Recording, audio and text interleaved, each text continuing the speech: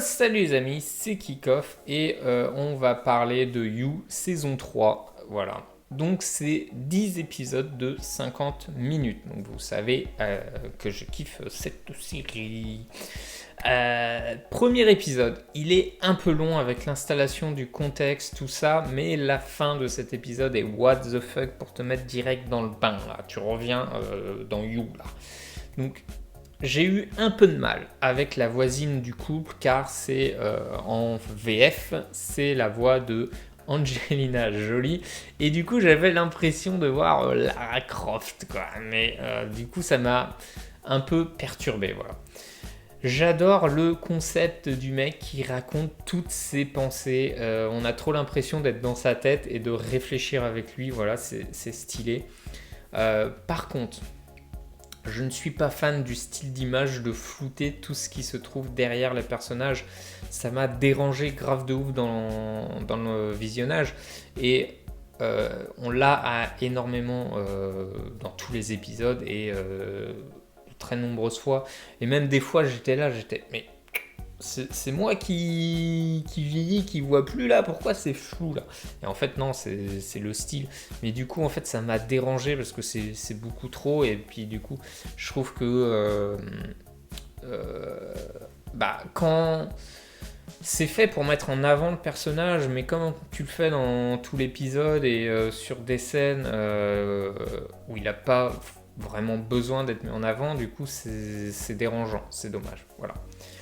Par contre, cette série me fait peur, m'effraie parce que...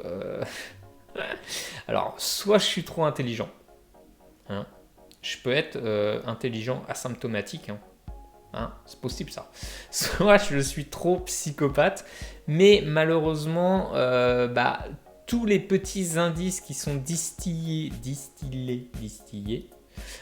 tout au long des épisodes, je les capte direct. Voilà. Donc j'arrive à la fin de la saison avec déjà la moitié de ce qui va se passer en tête.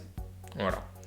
Mais ça, c'est pas parce que c'est mal fait, c'est parce que c'est moi qui, soit je suis trop intelligent, trop psychopathe, ou à force de regarder beaucoup de séries, de films et de regarder tout ce qu'il y a autour, je commence à comprendre. Au sujet de Joe, le truc, c'est qu'on est un peu dans un cercle sans fin. C'est toujours le même concept. Il tombe amoureux d'une autre fille et il est prêt à tout pour elle et il est jamais complet. Et du coup, tu crois que c'est la bonne, mais en fait, une fois qu'il est avec, non, c'est pas la bonne, il y en a une autre. Voilà, c'est toujours le même concept. Donc, je sais pas si c'est dommage ou pas. Mais malgré ça, ce côté vu et revu, ils ont réussi à nous surprendre tout au long de la saison et à rajouter du neuf. Voilà, donc t'as du vu et revu, mais un peu newsé quoi, un peu nouveauté. Maintenant, est-ce que c'est suffisant? Est-ce qu'il y a assez de nouveautés pour? Je sais pas. Je sais pas. Ici, dans cette saison-là, on a pas mal de flashbacks sur le passé de Joe pour comprendre. Du coup, pourquoi il est comme ça, comment il est devenu comme ça. Mais je trouve que c'est un peu mou. Ces passages sont très mollassons et ils sont pas forcément utiles et sont un peu trop plats. Donc du coup, je trouve que ces passages-là redescendent un peu le niveau de la série, mais bon, il n'y en a pas non plus énormément, tranquille. Après, ce que j'ai kiffé aussi, c'est... vous le voyez venir, les critiques de société. Allez, on y va, là, on y va, c'est le moment de la vidéo. Les critiques de société, voilà. Donc, tout au long de la saison, ils font une énorme grosse critique de notre société, avec même des allusions au Covid. Donc à quel point, du coup, sachant qu'on y est encore quand la saison est sortie, quand j'ai regardé, du coup, t'as l'impression que ça se passe maintenant, quoi. Et donc grosse critique de notre société, de cette hypocrisie perpétuelle avec les réseaux sociaux qui nous poussent à la superficialité. Il y a même un peu des allusions aux anti-vax.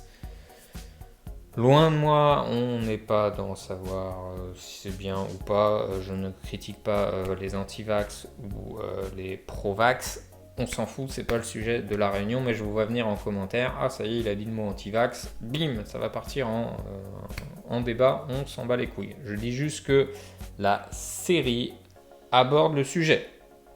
Voilà. Mais la critique qu'on va dire que j'adore, c'est sur le mariage, la vie de couple, notamment via les pensées de Joe, qui montrent que le mariage, la vie à deux, c'est pas toujours rose et que les deux doivent se renouveler, entretenir le mariage, tout ça. Voilà, donc c'est assez rigolo et assez sympa.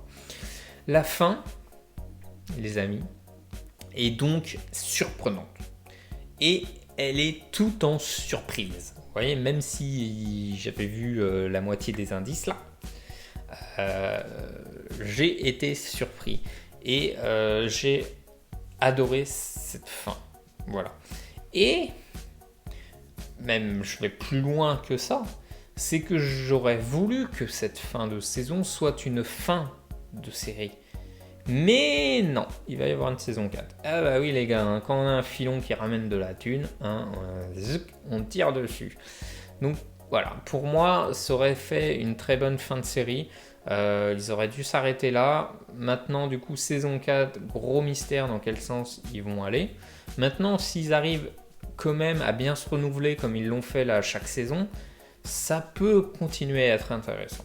Voilà. Je ne vais pas partir défaitiste et négatif, mais je trouvais que c'était bien pour terminer la série.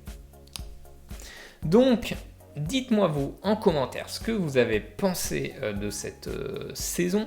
N'hésitez pas à liker, commenter, partager, vous abonner, ça fait toujours plaisir. Et n'oubliez pas, ceci n'est que mon avis. Et moi, je vous dis à la prochaine pour une autre vidéo, les amis. Bye bye!